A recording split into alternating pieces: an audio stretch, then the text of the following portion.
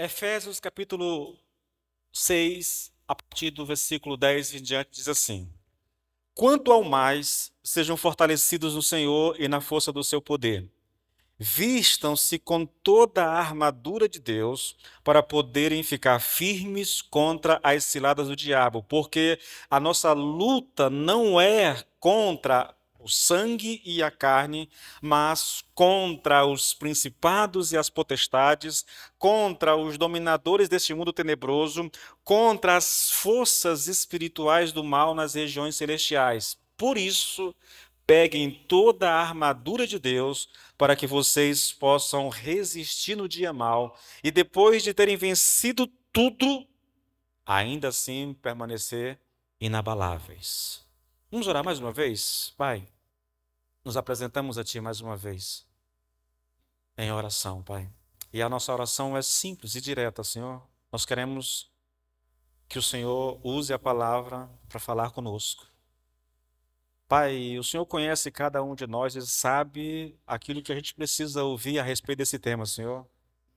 Eu peço que o Senhor, que nos conhece, que sabe a nossa necessidade, possa usar a palavra para falar ao nosso coração, em o nome de Jesus. Que o Espírito possa aplicar a Tua palavra ao nosso coração, iluminar o nosso coração, a nossa mente, para que de fato a gente absorva aquilo que vai ser ensinado em o nome do Senhor Jesus Cristo.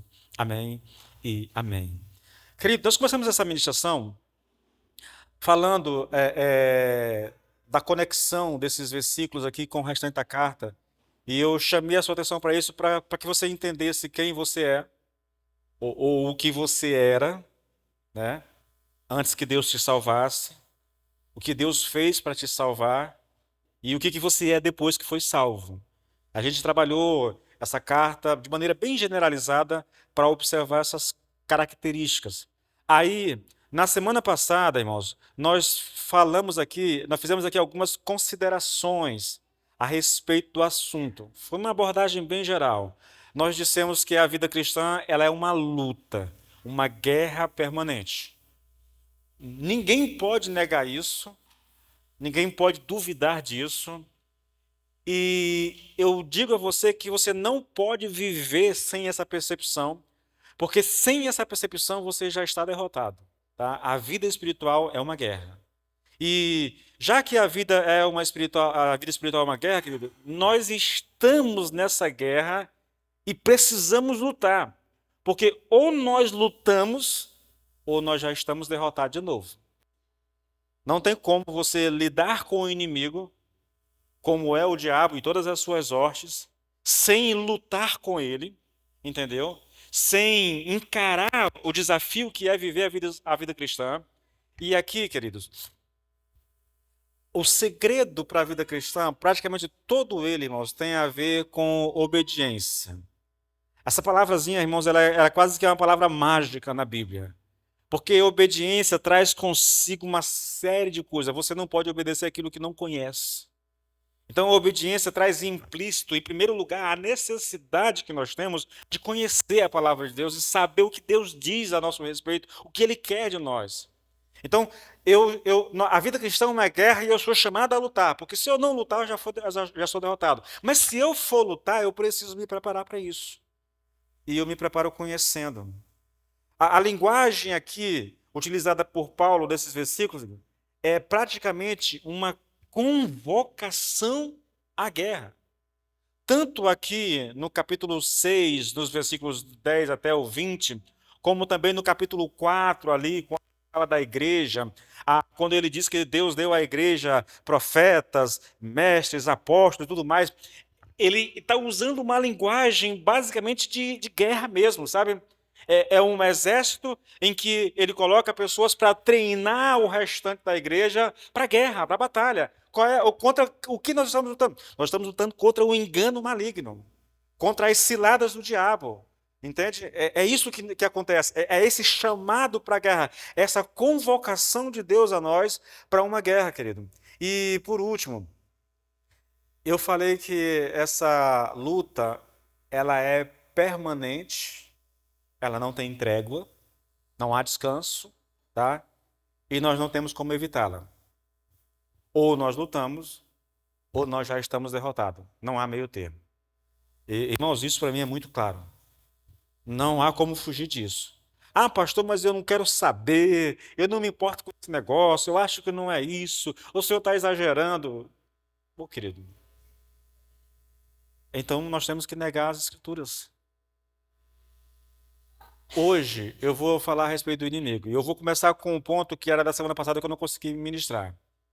Eu vou te mostrar, querido, hoje, que o diabo é a raiz de todo o mal que existe no mundo. Sim, vou começar te mostrando isso, tá bom? Todo o mal. Esse texto que nós temos aqui, o versículo 12 principalmente, quando ele fala de principados, potestades, dominadores do mundo tenebroso, forças espirituais do mal, é uma espécie de hierarquia satânica que promove o mal no mundo, tá bom? Isso é muito claro. Bom, eu começo falando de uma coisa, irmãos. Eu vou usar um exemplo claro para vocês. Eu sei que vocês, como cristãos, devem ter a mesma percepção que eu tenho, sabe? Provavelmente deve ter o mesmo entendimento. E se não tem, tá? Olha só. Aconteceu um evento, querido, recentemente no Brasil, que chocou o país. Uma família em Goiás, que foi, o marido matou os dois filhos, depois ele se matou. Acho que todo mundo acompanhou esse caso aqui, deve ter visto alguma coisa. O cara contrata, a mulher viajou, o cara está desconfiado da mulher, não confia, o casamento tá ali, né, aos trancos e barrancos, e ele contrata um advogado, um detetive para vigiar a esposa. E o cara foi para vigiar a esposa e mandou para ele alguns vídeos da mulher em alguns ambientes, beijando e num romance com outro cara.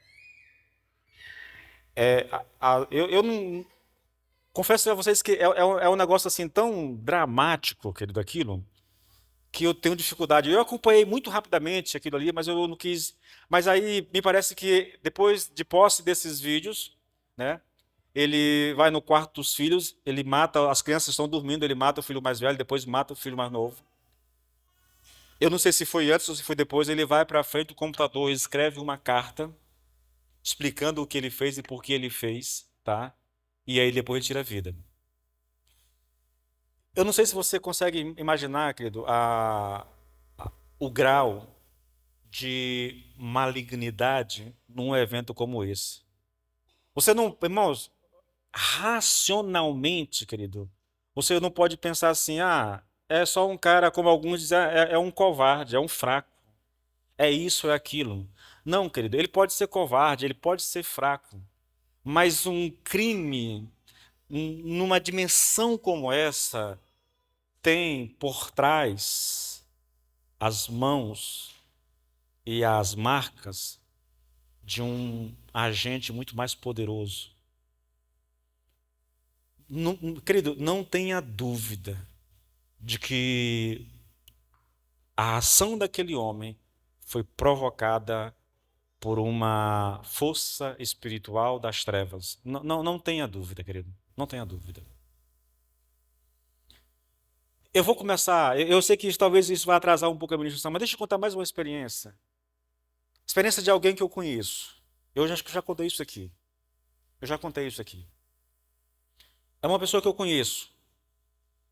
Ele está vivendo um drama na vida dele, passando por lutas, muitas lutas mesmo, coração angustiado.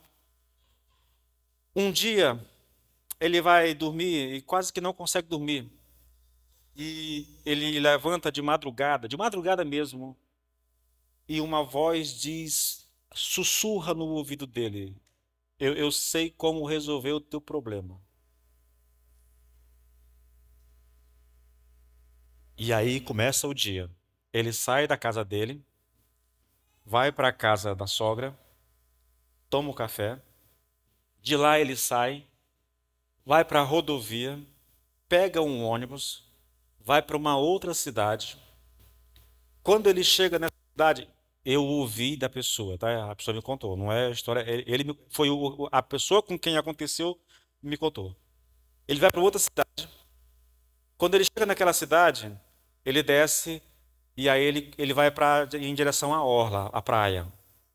No caminho de onde ele parou do ônibus até a orla marítima, ele encosta em três farmácias e ele compra, isso numa capital, não é cidade do interior que a gente vai aqui e compra qualquer coisa, não. Numa capital, ele comprou três remédios tarja preta. Ele me disse, Edilson, eu não sei como é que me venderam. Eu sei como é que venderam. Porque não pode, entendeu? Tem que comprar mediante receita. Não, passa, venderam ele. Ele foi. Ele chegou nessa cidade, na cidade, desceu, começou a caminhar até. Quando chegou no final do dia, ele está chegando na praia. E ele começa a caminhar ali. Vai e volta. Isso, irmãos, ele não avisou a esposa para onde ia, não avisou ninguém, sogra, sogro, família, não avisou ninguém. Ninguém sabe onde ele está. E ele está caminhando na beira da praia, de um lado para o outro. Lá pelas 10 horas da noite, a voz disse: se você quiser resolver o teu problema, entra na água. E ele começou a entrar e caminhar. Quando ele ia chegando, é uma pessoa até alta, né? Quando ele ia chegando num ponto que não tinha retorno, ele disse assim: Edilson, alguém, parece que alguém me puxava para trás. Aí eu voltava e caminhava de novo para lá e para cá, e a vozinha vem de novo: entra na água e resolve o teu problema. E ele entrava, ele fez isso 3 vezes. Lá pela 1 hora da madrugada, 1 hora da madrugada, a vozinha disse: vai para a estrada.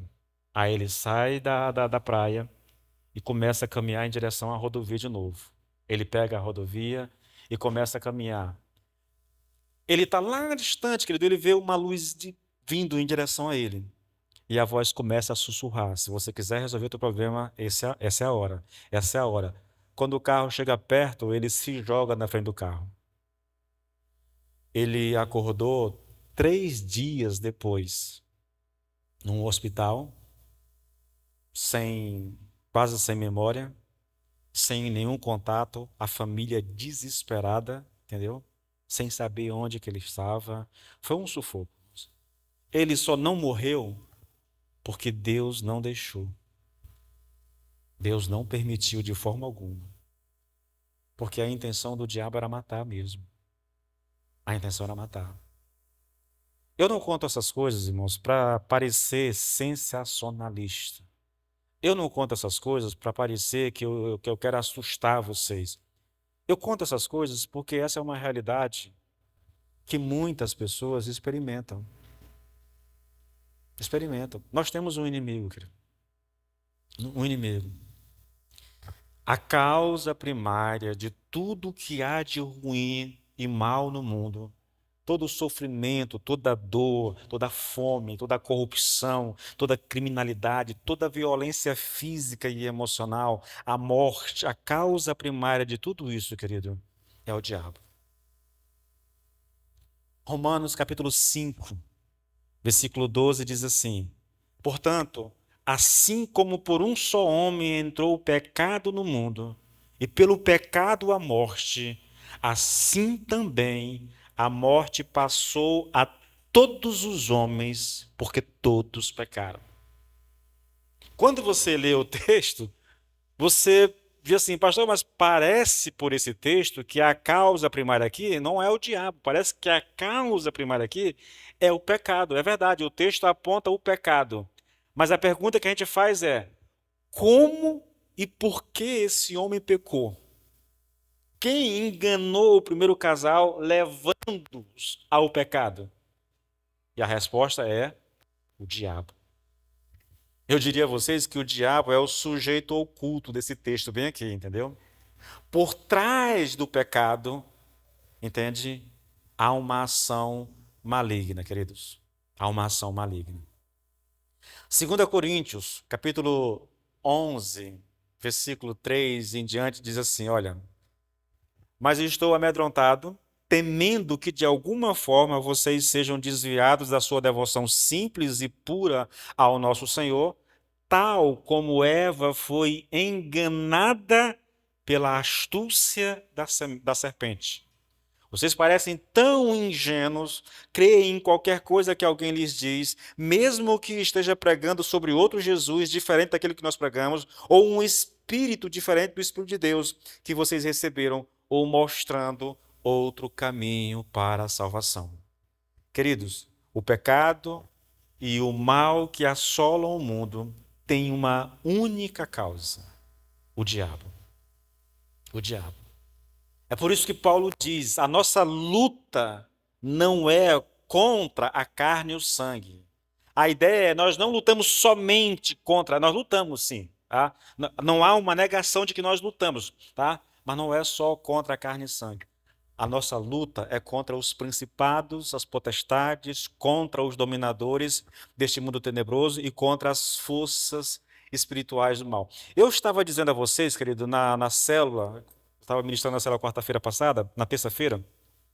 Veja, o cristão, ele tem três inimigos. Isso é conhecido de quase todo crente, né? Nós temos o diabo, nós temos o mundo e nós temos a carne. A carne é a nossa natureza pecaminosa. São esses três inimigos.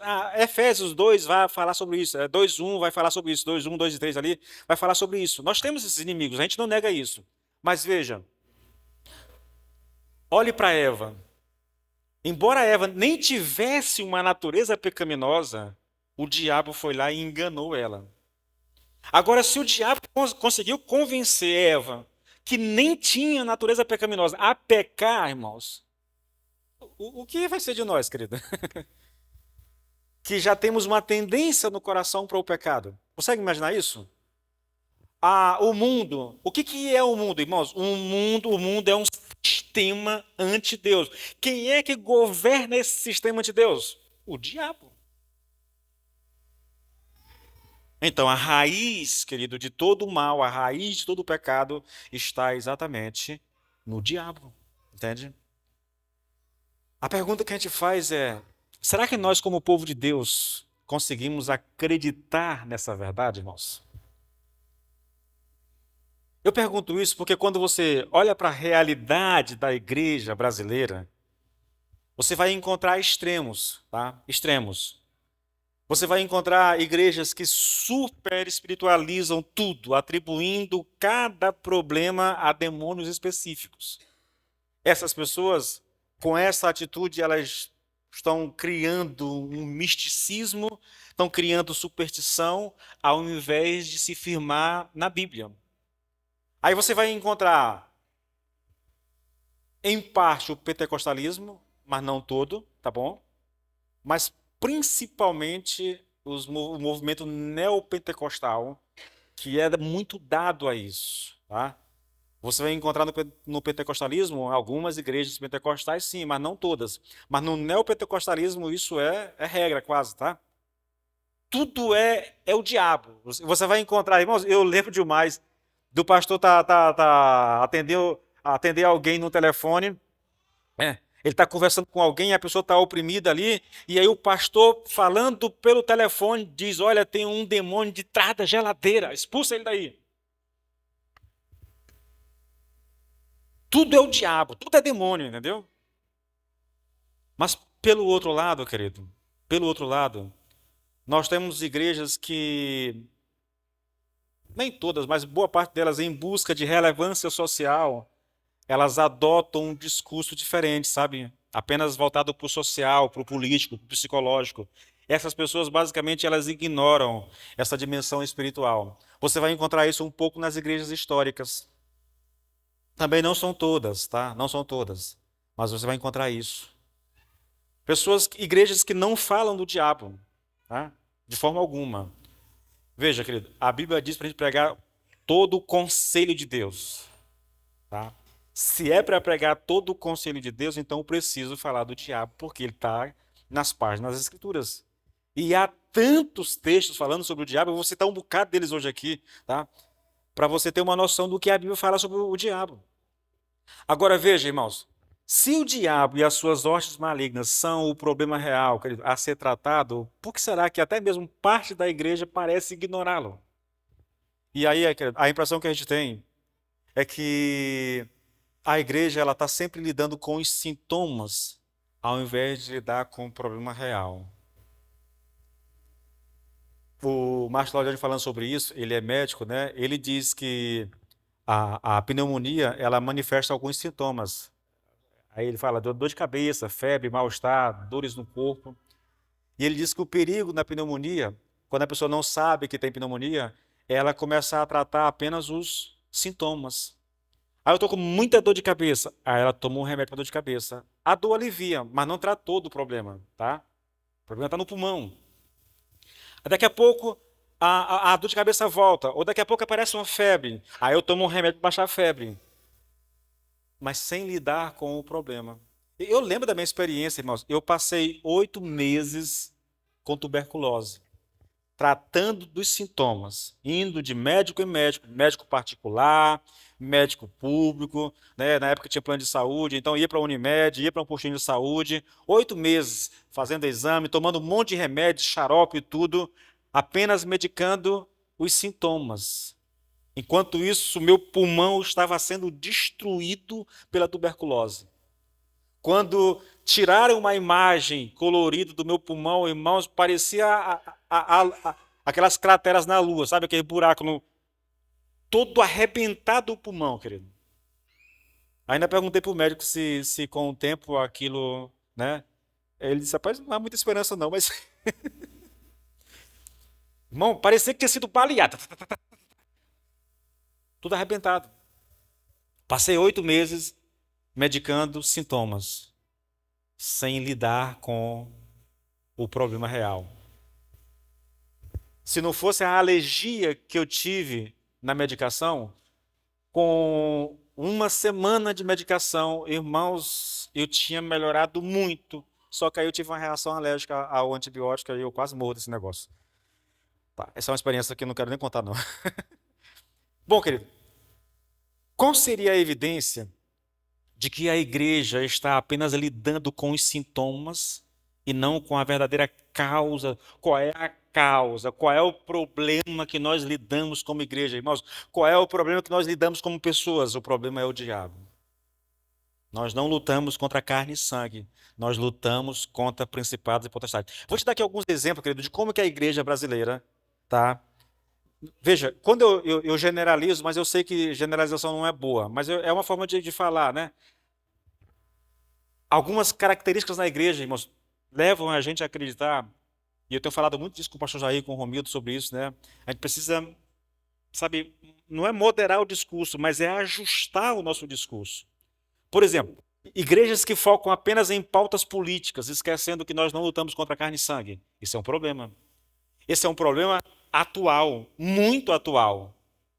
Não sei se vocês conseguem perceber, mas há uma verdadeira guerra nas redes sociais entre o pessoal evangélico de direita e o pessoal evangélico de esquerda.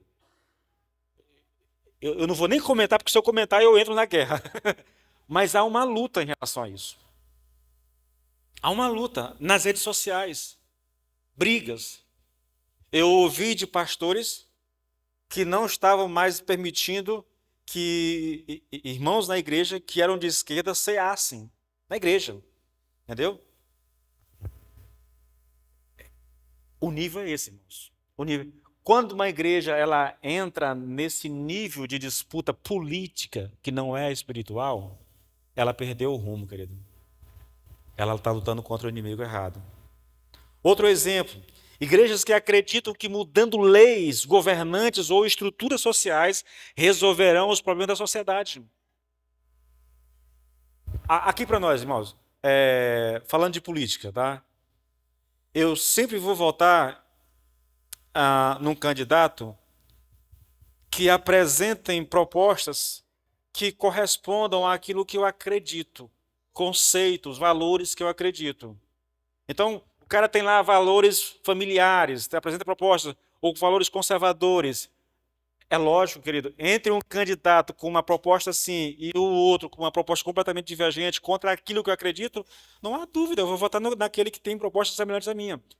Agora, veja, querido, acreditar que um candidato será a salvação de um país é você não conhecer as Escrituras. Muita gente está achando que o Trump vai resolver o problema dos Estados Unidos. Não vai, irmãos. É antibíblico. Não vai. Ele pode melhorar em muito, mas não vai resolver. Na verdade, algumas atitudes do Trump nos Estados Unidos têm sido questionadas ferrenhamente, sabe? Ferrenhamente. As pessoas acreditavam que o Bolsonaro resolveria. Não vai, querido. Não vai. Irmãos, deixa eu ser franco com vocês. Em termos de mudança de sociedade, a única instituição em qualquer canto dessa terra que tem o poder para fazer alguma mudança é a igreja. Porque a igreja lida com transformação do homem e não apenas com a mentalidade das pessoas, tá? Um outro exemplo, querido, igrejas que gastam a maior parte do seu tempo ensinando moralidade e esquecendo que a maior necessidade do ser humano é nascer de novo. Não adianta dizer à pessoa o que ela precisa fazer, o que é certo a fazer. Ah, mas se souber o que é certo, ele vai fazer. Não vai, querido, porque o coração dele é pecaminoso. Não basta dizer ao homem o que é certo, porque ele não vai ter condição de fazer isso, irmãos. Tá? Igrejas que investem pesado em assistência social, mas negligenciam a mensagem transformadora do Evangelho. São exemplos que eu quero mostrar a vocês, querido, de que a igreja ela tem perdido um pouco o rumo. O papel da igreja, irmãos, o papel da igreja, acima de tudo e qualquer coisa que ela possa fazer. A igreja pode sim se envolver com um projeto social, a igreja pode sim se envolver e ensinar, mas achar, querido, achar que servir o pobre vai mudar o pobre é ilusão, irmãos, não vai, entendeu? Achar que ensinar moralidade vai mudar as pessoas é loucura. Achar que colocando a pessoa certa no poder vai transformar a sociedade, isso é loucura, irmãos. E eu espero que você não me entenda mal, querido. Eu não estou dizendo que a igreja não deva se envolver ou exercer o seu papel social. Minha questão é que ela não deve se esquecer jamais que a raiz dos problemas é espiritual. Tá? Antes de ser social, antes de ser moral, ou a raiz é espiritual. Sem transformação interior pelo Evangelho, qualquer reforma externa é temporária, irmãos. É temporária. Nesse aspecto, só as Escrituras ensinam essa verdade, irmãos. Qual é a verdade? O diabo é a raiz de todo mal. Por isso a nossa luta não é contra carne e sangue. Carne aqui, irmãos, rapidinho. Carne aqui, querido, não é uma referência à natureza pecaminosa do homem, tá? No geral, Paulo se refere à carne como falando da natureza, mas aqui nesse texto não é. Se você olhar o problema, ele vai dizer: a nossa luta não é contra o sangue e a carne. Você percebe? A própria ordem que ele coloca aqui já aponta. Do que ele está falando aqui? Ele está falando aqui da natureza humana. Ele está falando do homem, na verdade.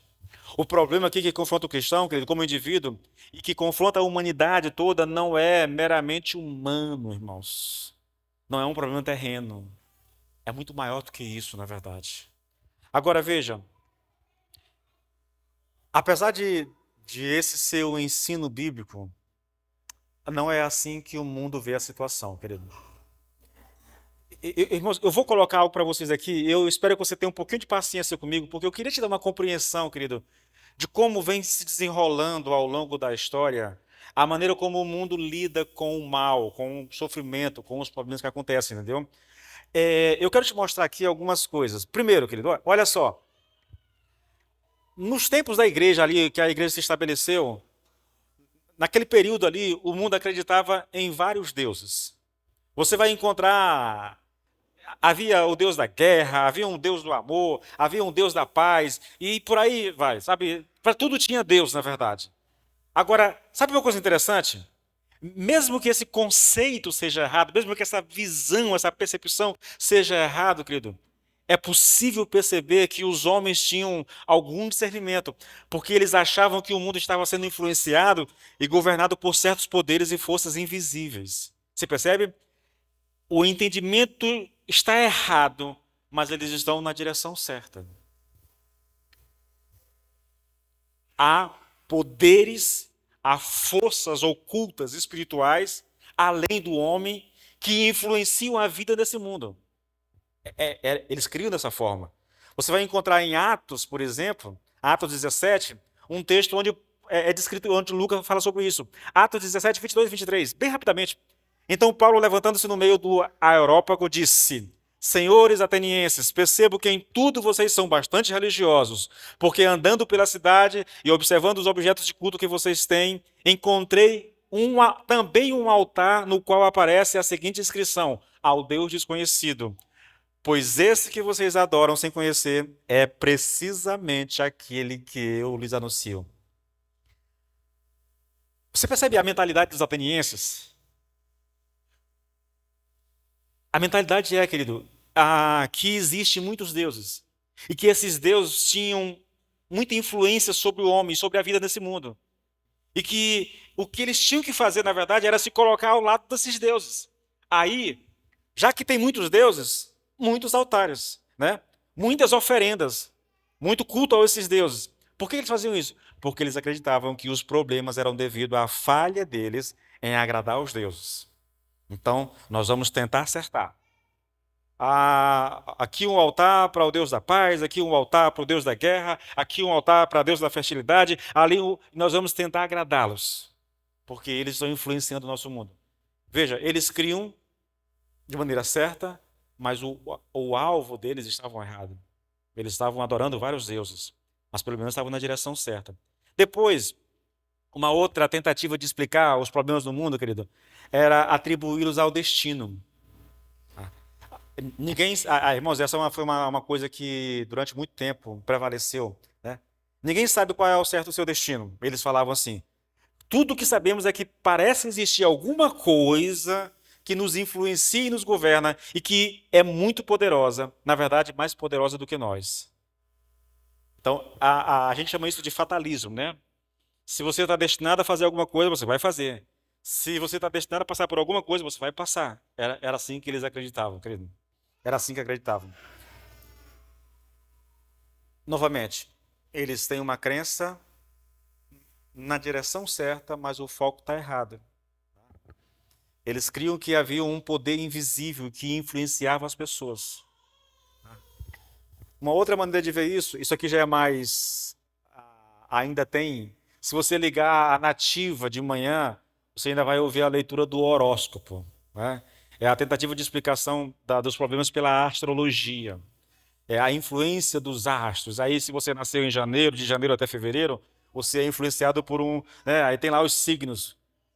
As pessoas. Tem gente que não sai de casa sem antes olhar o signo dela para saber como é que vai ser o dia dela. Você percebe? Há uma crença por trás disso aí, querido. Agora, irmãos, tudo isso, querido, todas essas tentativas aqui de explicar os problemas, é porque essas pessoas acreditavam que havia alguma coisa além do homem e que causava e provocava alguma influência na vida desse mundo, na vida do homem. Agora, quando a gente pensa, querido, aqui, no homem científico moderno, querido, todas essas explicações aqui não passam de produto da ignorância humana. Esse homem científico moderno, ele começou com o... Como é que é o nome, meu Deus do céu? Iluminismo, isso, com o iluminismo, entendeu? Houve uma época dourada no mundo, querido, onde o homem achava que o conhecimento, a ciência ia trazer tudo aquilo que ele desejava. O céu seria promovido pelo conhecimento, tá? Então, para esse homem científico, não existe nada fora dele. Aqui, querido, o problema é o homem mesmo, tá? E somente o homem. Não tem nada de forças externas, de deuses, de destino, nada disso. O problema é o homem.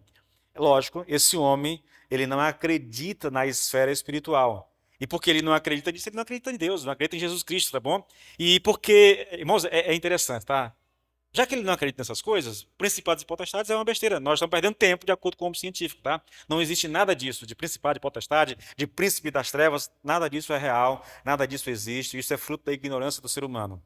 Para esse homem, querido, todos os nossos problemas decorrem da ignorância do homem, da sua falha de conhecimento e compreensão e da sua falta de desenvolvimento. Então, a solução para tudo isso é o quê? Educação, cultura e progresso humano. Isso resolve. A gente poderia entrar em alguns detalhes, mas eu vou tentar passar rápido, querido. Porque isso ainda não é tudo, irmãos. Ainda não é tudo. Eu vou trazer essa concepção um pouco mais para perto de nós e de coisas que estão acontecendo agora no mundo, tá? Perspectivas que tentam apresentar uma solução para os problemas do mundo. Eu vou colocar aqui algumas delas. Talvez você vai desconhecer os nomes, mas ouça. Quando a gente trata das definições, você vai começar a reconhecer algumas coisas que é perceptível hoje no mundo, tá? Primeiro, tem aquilo que é chamado de solucionismo tecnológico. Acredita-se que os males sociais aqui não são dilemas morais ou espirituais, mas simplesmente problemas de eficiência e informação que ainda não foram resolvidos por falta de ferramentas adequadas. Para essas pessoas, o diagnóstico, querido, aqui dos problemas da sociedade, crime, corrupção, pobreza, doença, essas coisas todas são causadas por processos humanos falhos, falta de dados precisos e a imprevisibilidade do comportamento individual. O mal aqui é visto como um bug, como um erro no sistema social. E qual é a solução? A solução aqui, querido, é a aplicação massiva de algoritmos, inteligência artificial e tantas outras coisas que eu não vou nem citar aqui para vocês.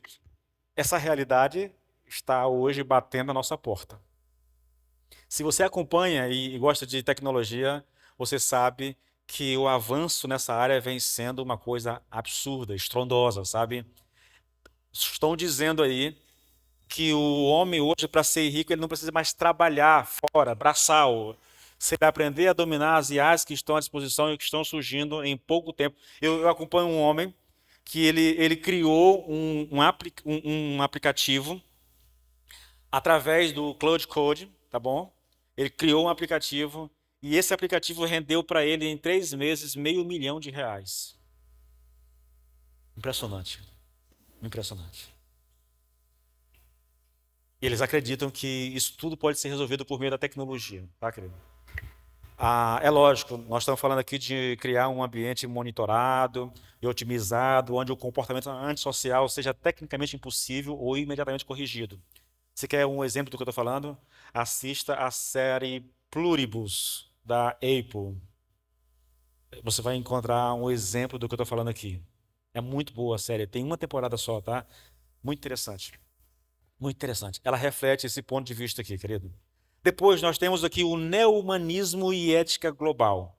Essa vertente acredita que os males da sociedade não são causados por uma falha técnica ou biológica, mas por uma falha de consciência coletiva e pela ausência de um código de valores comuns que una a humanidade acima das fronteiras religiosas ou nacionais.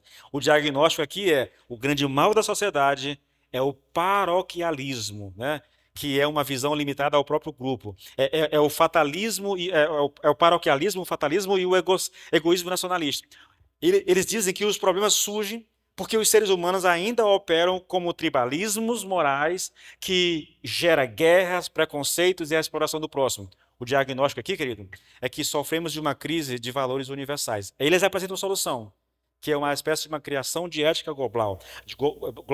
A solução aqui seria um diálogo interreligioso, intercultural, para identificar valores que todos aceitam como regra geral. E aí eles citam aqui a regra lá que está na Bíblia, né?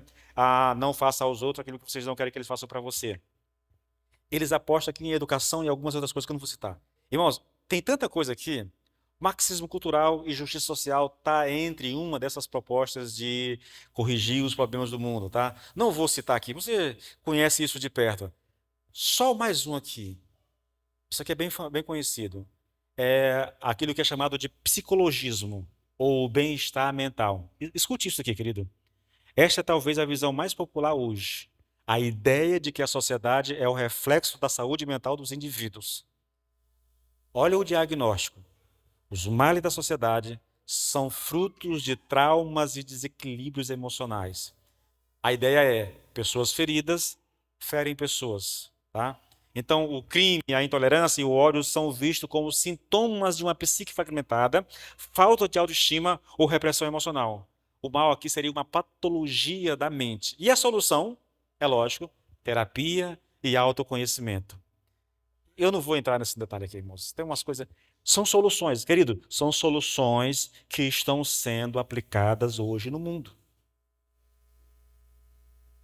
Essa ideia de controle está dentro dessas soluções apresentadas aqui. Essa ideia de que você não sabe o que é certo para você e você precisa de um poder ou de uma autoridade para dizer o que você pode ou não pode ver nas suas redes sociais, isso não tem imaginação do homem, não, irmão. Isso faz parte de um projeto, entendeu? Que está sendo colocado em prática em pleno século XXI. Isso é o homem sem Deus, querendo resolver os seus próprios problemas, ignorando a realidade espiritual que está à nossa volta e apresentando as suas soluções. Está aí, querido. Agora, irmãos, eu vou passar um pouquinho das 9, tá? Depois você não vai embora não, que tem um cafezinho, tem uma chocolatada ali, tem um bolinho.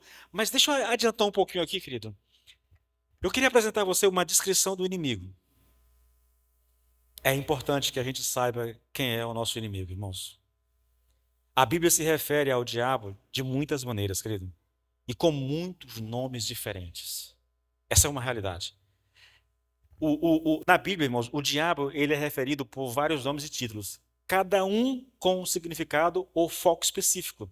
E aqui eu vou te apresentar aqui uma pequena lista, tá? Primeiro nome que a gente vai ouvir é Satanás. Poderia ser o próprio diabo, mas Satanás, tá? Significa adversário ou acusador. Vai aparecer em vários lugares da Bíblia. Depois, nós temos o nome mesmo, diabo, sabe? É diabo, que significa caluniador e aquele que divide. Diabo é um caluniador, é aquele que divide. Depois nós temos Lúcifer, que vai aparecer lá em Isaías 14.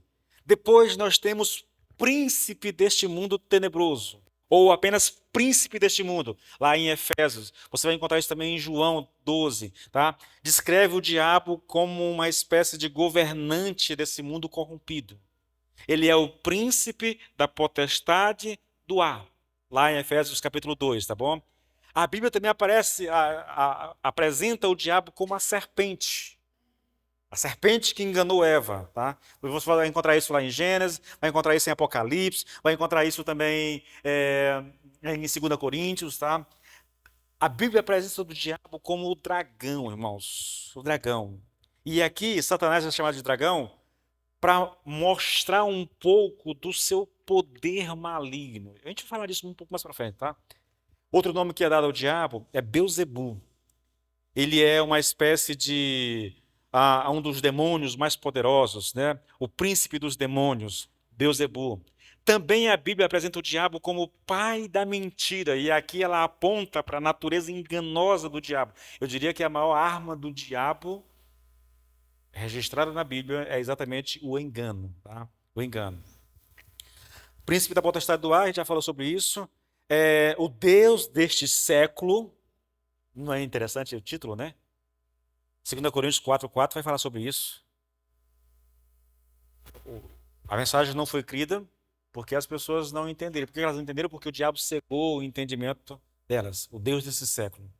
E aqui destaca, querido, o poder para enganar aquelas pessoas que estão espiritualmente cegas, né, e afastadas de Deus. As pessoas não creem em Deus porque o diabo as impede de crer. A Bíblia fala do diabo como o acusador dos irmãos. Isso está em Apocalipse 12. Mas isso também vai aparecer, se não me falha a memória, não está anotado aqui, mas vai aparecer em Zacarias também, quando o sumo sacerdote Josué está sendo acusado pelo diabo diante de Deus, tá? Ele é o leão que ruge. A gente canta, né? Mas a Bíblia fala do diabo como o leão que ruge, que ele anda procurando alguém para devorar. Isso simboliza o comportamento predatório e ameaçador do diabo, irmãos. Eu vou falar disso também, talvez amanhã, um pouco mais sobre isso. A Bíblia fala do diabo como um espírito que opera nos filhos da desobediência, Efésios capítulo 2, tá bom? E aqui a ideia, irmãos, é que o diabo manipula as pessoas, tá? Manipula as pessoas. Ele é apresentado como o tentador. Você vai encontrar isso na tentação de Jesus, tá? E todos esses títulos, essas descrições, tem muitos outros, irmãos, não dá para citar tudo, mas tem muita. A Bíblia fala muito a respeito do diabo, mas muito mesmo, tá? Todos esses títulos e descrições aqui ajudam a gente a expandir a visão bíblica sobre o diabo e também mostra para nós as diferenças, tá? A maneira como ele age para nos perturbar, irmãos. Se é que eu posso colocar dessa forma, entendeu? Cada um desses nomes e termos aqui tem um significado específico que contribui para a compreensão do caráter de Satanás, tá? Como um ser espiritualmente maligno e inimigo de Deus e da humanidade. O diabo é o maior inimigo que a humanidade já teve. É um inimigo que não descansa, é um inimigo que não se cansa, que não dorme, é um inimigo paciente, é um inimigo muito experiente porque está aí desde o princípio, conhece o ser humano, conhece as fraquezas do ser humano, sabe exatamente como atacá-lo e quando atacá-lo, entendeu? Esse é o inimigo que nós lidamos, querido. Esse é o inimigo que nós lidamos. E, irmãos, a Bíblia deixa claro uma coisa. A gente deve pensar no diabo num sentido pessoal. Não pensar nele como uma força ou um poder. Não, querido. Não, não, não, não, não. Tá? É como um ser pessoal. É como um ser que se apresenta para ajuda. É interessante. A Bíblia sempre menciona o diabo, mas falando de demônios. Mas no caso de Judas, para enganar Jesus, os estudiosos são muito claros. Foi o diabo que entrou em Judas. A missão era importante, né? Foi ele que entrou em Judas, não foi um demônio. Em todos os outros lugares que ele fala do diabo agindo, geralmente são os seus mensageiros. Mas no caso de Judas, foi o próprio diabo. No caso de Pedro, Jesus diz que o diabo pediu autorização de Jesus para peneirar Pedro. Vou falar sobre isso amanhã um pouquinho, tá? É um negócio assustador, querido. Outra coisa, irmãos, que as escrituras evidenciam é que o diabo, ele é uma personalidade superior ao homem. Ele é maior do que o homem, ele é mais forte do que o homem, tá? Mas ao mesmo tempo, as escrituras também deixam claro que ele não é divino, tá? Ele é mais poderoso do que o homem. A gente vai falar um pouco sobre isso depois, sobre o poder do diabo. Quem não lembra aqui de Jó, capítulo 1 e 2, quando o diabo ali vai para destruir Jó, né? E aí ele move, usa pessoas, usa os elementos da natureza, depois enche Jó de enfermidade, entendeu? Então a gente vai lidar com um ser que é poderoso, querido. E falando em poder poderoso, irmãos, deixa eu só tocar nesse ponto contigo aqui, tá bom? Sobre o poder do diabo. A gente conhece, sabe, pelos nomes que a Bíblia atribui a ele, a gente vai perceber um pouco da sua natureza, do seu caráter. Agora eu quero chamar sua atenção para o poder, tá? E aqui é interessante, irmãos. O texto que nós estamos estudando aqui, querido, diz que nós precisamos nos revestir com toda a armadura de Deus. Paulo é muito claro sobre isso, para que a gente possa estar firme contra as astutas ciladas. Quando ele vai falar das astutas ciladas, ele vai citar aqui os principados, as potestades, os dominadores desse mundo tenebroso e as forças espirituais do mal. Tá? É por meio dessa hierarquia maligna que Satanás atua na vida das pessoas, da humanidade. Agora, rapidinho, querido, rapidinho. Efésios 2, 1 e 2. Olha o texto, irmãos. Ele vos deu vida.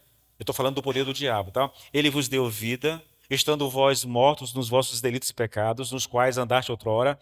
Aí ele vai dizer, segundo o curso deste mundo, está falando do mundo. Depois ele vai falar, segundo o príncipe aqui é o comandante, é o chefe, é o líder, tá bom? O príncipe da potestade do ar, do espírito que agora atua nos filhos da desobediência. Ele é o príncipe deste mundo, irmãos, tá? 2 Coríntios 4, 3 e 4. Eu citei agora há pouco, mas agora vou ler o texto na íntegra. Mas se o nosso evangelho ainda está encoberto, é para os que se perdem que está encoberto, nos quais o Deus desse século cegou o entendimento dos incrédulos, para que não lhes resplandeça a luz do evangelho da glória de Cristo, o qual é a imagem de Deus. Agora veja, Paulo não está dizendo aqui que o diabo é Deus. Ele não está dizendo. Ele está dizendo que o diabo, ele é, por assim dizer, o Deus deste mundo, querido, tá? O diabo não é Deus, mas ele é o Deus deste mundo, o Deus desse século, na verdade. Isso nos dá uma ideia, querido, do poder, da autoridade e da força do diabo, tá? Ele é o Deus desse século, ele governa esse mundo, tá? A- as, o que que é o mundo, irmãos? É tudo aquilo que existe contrário a Deus. Toda instituição, tudo que há nesse mundo que é contrário, que milita contra Deus e contra a igreja do Senhor, é chamado de mundo. É um sistema governado pelo diabo anti-Deus, tá? Isso é mundo, na verdade. Um outro exemplo, querido, falando ainda do poder do diabo, está em Lucas. Esse é um texto interessante. Lucas 11, 21 e 22. Quando o valente bem armado guarda a sua própria casa, fica em segurança todos os seus bens. Sobrevindo, porém, um mais valente do que ele, vence-o, tira-lhe a armadura em que confiava e lhe divide os despojos.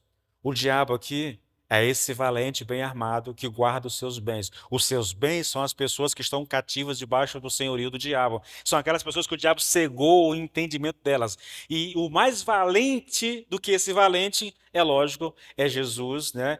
Que pode vencê-lo, tá? A qualquer momento. Isso é, gente, é importante que a gente tenha consciência disso. O diabo é esse ser todo, tem essa autoridade, tem esse poder, mas eu acho que é a 1 João, em algum lugar de 1 João vai dizer, querido, que aquele que está em nós é maior do que aquele que está no mundo, tá? Então, se nós estamos em Cristo, o maligno não pode nos tocar, diz a Bíblia, tá?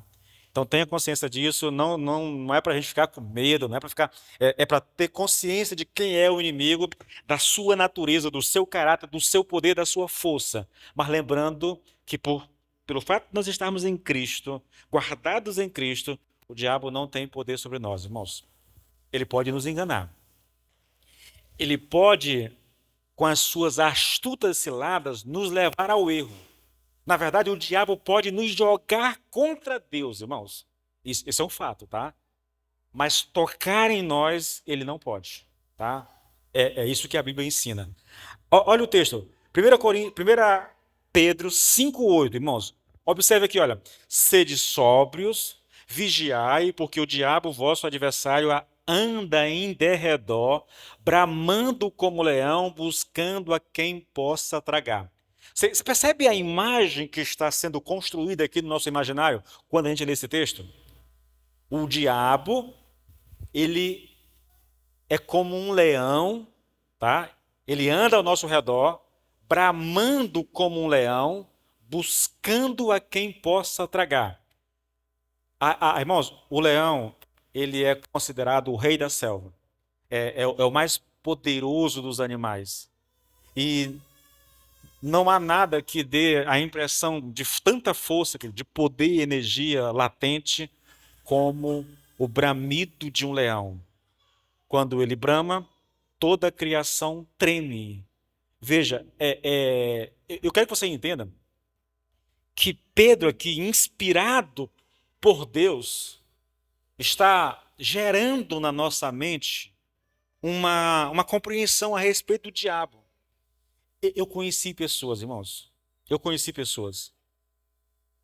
Eu estava uma vez com um amigo meu. Eu estava começando na minha vida espiritual. Ele estava querendo me encorajar. Aqui uma dica, tá? Não tente fazer isso, porque isso é perigoso demais, tá?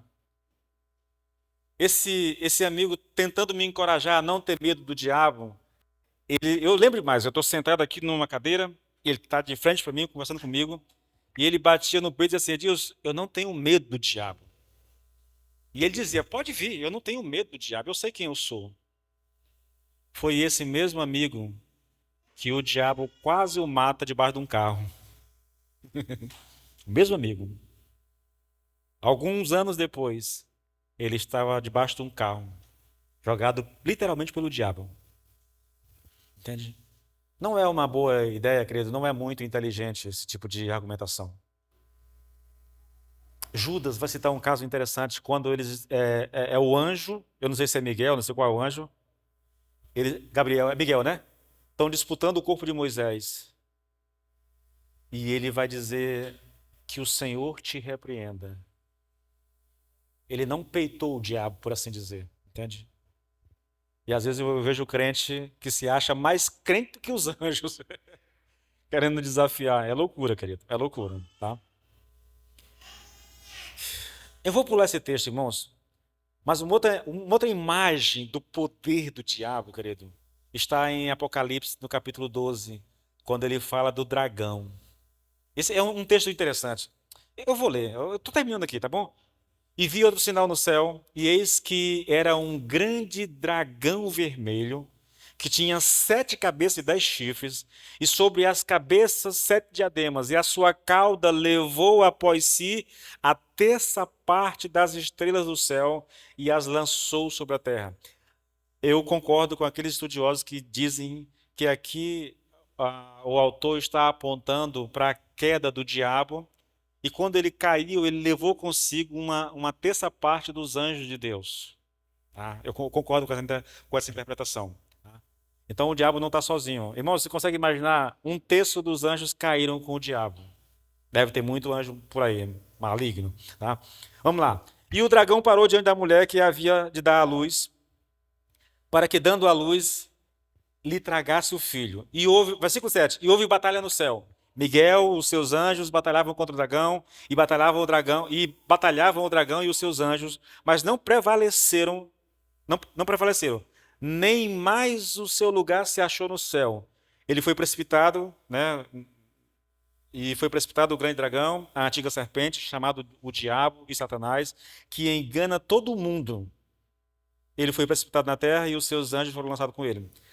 Novamente, irmãos, é curioso. Quando você olha para um texto como esse aqui, você não consegue, não se pergunta por que Deus inspirou o autor a falar de um dragão.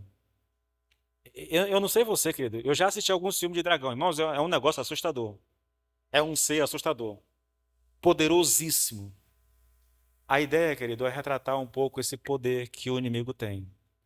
O crente não deveria brincar, de forma alguma, com as coisas espirituais. De maneira alguma, irmãos, tá? Nós deveríamos ter muito cuidado com isso. Irmãos, o propósito do diabo, eu não vou falar sobre isso aqui não, porque eu vou gastar um tempo e eu não quero tomar demais o seu tempo. Deixa eu finalizar falando, colocando algumas coisas para finalizar essa reflexão. Veja, nós olhamos que o diabo é a raiz de todo o mal. Nós olhamos aqui para o significado do nome, para a natureza do diabo, entendeu? Os nomes definem quem ele é, na verdade. Na Bíblia, o nome define quem é a pessoa, você sabe disso. Nós olhamos para o poder desse inimigo, tá? E as imagens usadas aqui para retratar esse poder: príncipe da potestade do ar, o valente armado, o leão que brama, que ruge, né? O dragão. São imagens muito fortes para descrever. Mas eu repito, querido, para finalizar isso aqui. A despeito de todo esse poder que a Bíblia atribui ao diabo nesse sentido, mesmo sabendo que ele não é um ser e ele não se iguala a Deus jamais, tá bom? Vou usar as palavras do Calvino: o diabo é o diabo de Deus, irmão. A gente não pode esquecer disso, tá bom? Não pode achar que o diabo não é ninguém, que não importa, você não precisa falar dele. Não é bem assim não, tá bom? Mas o diabo ainda é o diabo de Deus. Por quê? A Bíblia diz que Jesus vai vencê-lo com um sopro da sua boca. Só o sopro é suficiente para vencer o diabo. Mas isso é Jesus. Nós não temos esse poder todo. Nós não temos essa autoridade toda. A única autoridade que nós temos contra o diabo, irmãos, é Cristo. Sem Cristo, irmãos, se o Senhor tirasse a mão de sobre nós por um segundo, nós seríamos consumidos, destruídos pelo diabo. Eu vou finalizar com um exemplo. Jesus disse para Pedro: diabo, Pedro, diabo. Eu chamo de Pedro de diabo. Fui falar. Jesus disse para Pedro: Pedro, o diabo veio me pedir autorização para te peneirar. Peneirar, irmãos, é testar a fé de um indivíduo até o limite dela. Quando a gente lê aquilo que aconteceu com Pedro, naquele jardim lá, na área da casa lá do sumo sacerdote, nós não temos noção, irmãos, da pressão maligna feita sobre Pedro naquele dia. Nós não temos. Pedro está ali encarando aquilo que o próprio texto de Efésios 6 chama de o dia mau. Ele experimentou o dia mau. O que é o dia mau? É quando o diabo vem com todo o seu poder para lhe pressionar, para lhe subjugar, sabe? Para testar a sua fé até o limite máximo que ela vai. Foi por isso que Pedro não resistiu, irmão. Foi por isso que ele negou a Jesus 3 vezes. Praticamente blasfemando, conjurando. A gente lê, a gente só ouve uma empregada dizendo, tu é um deles, né? Não, não sou não. Tu é um deles. Não, é só o que a gente consegue perceber. Por trás daquela ação, querido, há uma investida sem igual, irmãos. Sem igual.